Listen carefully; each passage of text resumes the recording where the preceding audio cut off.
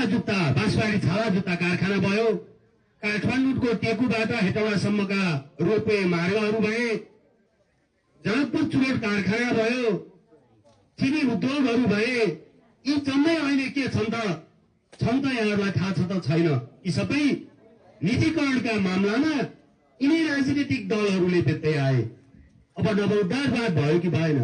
नवउद्धारवादले जनताको प्रत्यक्ष जनजीविकाका विषयमा, सरकार राख्ने विषयमा, उत्पादनका क्षेत्रमा त्यसले जवाफ दिन सक्यो कि सकेन, कार्यान्वयन गर्न सक्यो कि सकेन? महत्त्वपूर्ण कुरा त्यहाँनिर थियो। यसै गरी नेपालमा भिरकुटी कागज कारखाना थियो, बाक्लो कारखाना थिए। गुल्मीहरू, पाल्पाहरू, स्याङ्जाहरू, गोर्खाहरूको यी गोर्खा जिल्लाहरूमा बाक्लो कारखाना थियो। जुट मिल मार्फत कपडा उद्योग सञ्चालन थियो। यी सबै बेचबिखन हुँदै गए। हामीले क्रमशः हेरिरह्यौँ, निरीह भइरह्यौँ। मलाई जाँदा विवाहको उत्सव जस्तो गरिनु हुँदैन र विवाहमा जाँदा मलामी जस्तो भएर निरीह भइरहनु हुँदैन। समय अनुकूल त्यसलाई हामी त्यही अनुसार चलिनु पर्थ्यो। राजनीतिक दलका नेतृत्वगणहरूले हामीलाई त्यो अवस्था सिर्जना गर्न सकेनन्। फलस्वरूप हामी निरीह भइरह्यौँ। अहिले चिया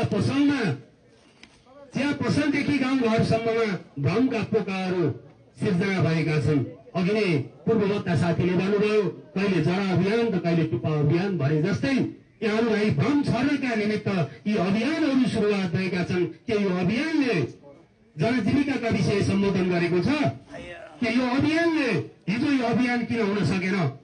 आज जब राष्ट्रिय स्वतन्त्र पार्टी यहाँहरूको भाँड दैलोमा आउँदैछ भन्ने थाहा पाएपछि 100 दिए अभियान र जनअभियान सुरुवात भएको हो। किनकि अब राष्ट्रिय स्वतन्त्र पार्टी झाँगिँदैछ, राष्ट्रिय स्वतन्त्र पार्टी मौलाउँदैछ, राष्ट्रिय स्वतन्त्र पार्टी अब देश नेतृत्वमा पुग्दैछ र हाम्रा भागहरू खोसिँदैछन् भन्ने यहाँले जब थाहा पाउनुभयो अनि जनअभियान र टुप्पा अभियान सुरुवात भएका हुन्। यहाँले बुझ्नुपर्नेछ। अब पटक पटक यिनी 36 वर्षदेखि राजनीतिमा लिप्त भएका सरकारमा गएकाहरूलाई अब हाम्रो विश्वास मिना गर्ने अधिकार हामीले दिनु हुँदैन। हामीले त्यो विश्वास पटक पटक दिएका हौँ। हामीले 1 किलो स्याउ किन्नु पर्दा पटक पटक छान्छौँ, उल्टै पल्टाइ हेर्छौँ, राम्रो छ कि छैन भनेर टेस्ट गर्छौँ, हेर्छौँ, मिठो छ कि छैन भनेर स्वाद लिन खोज्छौँ भने 5 वर्षलाई राज्यको अभिभारा सुम्पिने व्यक्ति जिम्मा लाउँदा हामीले किन अब उल्टै पल्टाइ गरेर नहेर्ने? यही परिणाम स्वरूप आज गर्न सक्नु भएन र उहाँलाई मत दिनुभयो।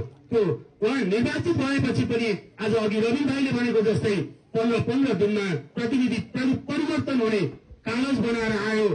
एउटा प्रतिनिधिको नाममा साइन गर्ने बेलामा अर्को प्रतिनिधि भइदिन्छ। देशमा विद्यार्थीले 1 वर्षसम्म पढ्दै आउँछ, प्रधानमन्त्रीको नाम के हो भनेर भन्यो भने अहिले केपी ओली भनेर चाहिँ उत्तर आउँछ भनेर लेखिदिन्छ। कति जाँच्ने बेलामा शेरबहादुर बाबा भइसक्छ। यस्तै परिस्थितिले हामीले जनताले बुझेर अब मत परिवर्तन गर्ने बेला आएको छ। हामीले यो निलो क्रान्तिलाई लिएर आउँदै गर्दा हामीले हत्या भनेका छैनौँ, हत्या गरेर परिवर्तन गर्नुपर्छ भनेका छैनौँ। स्थिरता मार्फत, शालीनता मार्फत, भद्रता मार्फत यहाँहरूको मन मस्तिष्कमा आँगनमा पुगेर जनताको मर्मलाई स्पर्श गर्दै अब जनताको मनोभावना अनुसार परिवर्तन हुन जरुरी छ भनेर हामीले यो वडा अधिवेशनको प्रक्रिया यहाँहरू माझ ल्याएका हौँ। आज राष्ट्रिय स्वतन्त्र पार्टी रामेछाप जिल्ला मूल आयोजक बनेर लिखु तामाकोशी गाउँपालिकाको प्रायोजनमा हामीले लिखु तामाकोशीका अन्य वडाहरू सकेर अब यो सक्दै गर्दा 2टा वडा बाँकी छन्, 6 नम्बर र 7 नम्बर। मेरो घर यही खिम्ती बेसी। म पूर्व एउटा शिक्षकको छोरा। यहाँहरू माझ यसरी भन्न आउँदै गर्दा मैले यहाँहरूलाई विश्वास दिलाएर भन्नै पर्छ, किनकि मेरो हिजो पिता पुर्खाले नगरेको अपराध म त्यो अपराध गर्न भनेर यहाँहरूलाई उस्काउनको निमित्त आएको होइन। अब समाज परिवर्तन गर्नका लागि तपाईँ हामी नै जागरुक हुनुपर्छ। तपाईँ हामी पटक पटक किनिरह्यौँ, तपाईँ हामी पटक पटक बेचिरह्यौँ, तपाईँ हामी नै पटक पटक माया ममता र लोभमा फसिरह्यौँ। अब यसरी हुँदैन। हामी यहाँहरूलाई कोही कसैले दिएर परिवर्तन गर्न सक्दैनौँ। यहाँहरूको मनमा सचेतना, यहाँहरूको मनमा जागरुक भावना सिर्जना गरेर अब राष्ट्र परिवर्तनमा यो अभियानमा यहाँहरूले साथ दिनुहुनेछ भन्ने अपेक्षा राख्दै आज यस लिखु तालुकोसी गाउँपालिका वडा नम्बर 7 तिलपङ यो कटवारेमा हुन गइरहेको यो वडा अधिवेशन कार्यलाई सफलतापूर्वक सम्पन्न गर्नका लागि यहाँहरूको गरिमा उपस्थितिले र अब बन्ने यो टिमले सबल सक्षम नेतृत्व प्राप्त गरेर वडाका विषयमा जागरुक बनाई यहाँहरूलाई पनि शिक्षितता जागृत गर्दै अगाडि बढ्नेछ भन्ने कुरामा विश्वास लिँदै यो कार्य सफलताको शुभकामना सहित म बिदा हुन चाहन्छु।